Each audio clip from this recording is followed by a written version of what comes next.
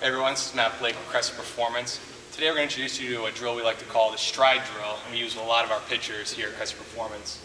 So today Jake will demonstrate for us. And basically what this drill is good for is teaching kids the importance of understanding their landing position, how to be in a neutral setup, and how to create tension through the throw. So Jake, go ahead, go through your delivery and land in that landing position that we talked about. So one thing you'll see here that we talked about in part one of this series is that we really want a neutral core set up over his pelvis. One of the things that we always talk about is understanding where this front foot is going to be. And in this setup, we're going to be about 75% of our normal stride length, with our toes slightly closed off for a little bit of stability, and also understanding where our stride direction is here. On the back side, we want like a orientation as if we're on the rubber, so that we still have some extension and rotation left to use here. It's a static drill, so we want to leave a little bit of room for momentum. As we go through the drill, why don't we go to our loaded position. So this is your classic power position, which isn't something we normally teach a lot of people, but in this feeling that we want to create, we want to show them kind of where it comes from. So here, we've got them up to a 90-90 position for simplicity's sake, but what we're trying to create is the understanding of where the sequencing comes from by keeping a relatively neutral core, trying to drive range of motion through the hips and the T-spine.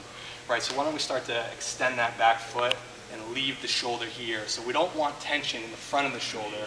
We want to create it in the back, and the spiral line effect from the hip through the abs to the serratus anterior around to the rhomboid where the scapula sits. And from there, we want to teach them how to lead the sequencing in a neutral orientation.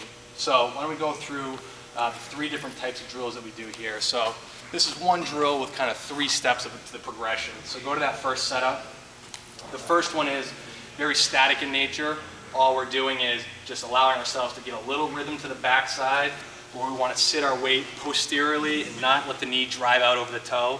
And then we want to then create that extension feeling, driving the glutes to turn our hips and finish nice and balanced over that front side.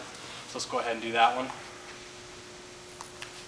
So the first one, leaving the foot down. The second one that we would go to after a few throws would be letting that backside carry over.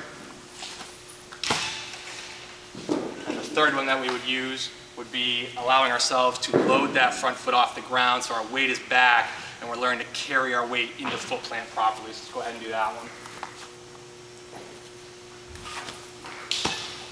So there you go. There's a simple drill you can use at home.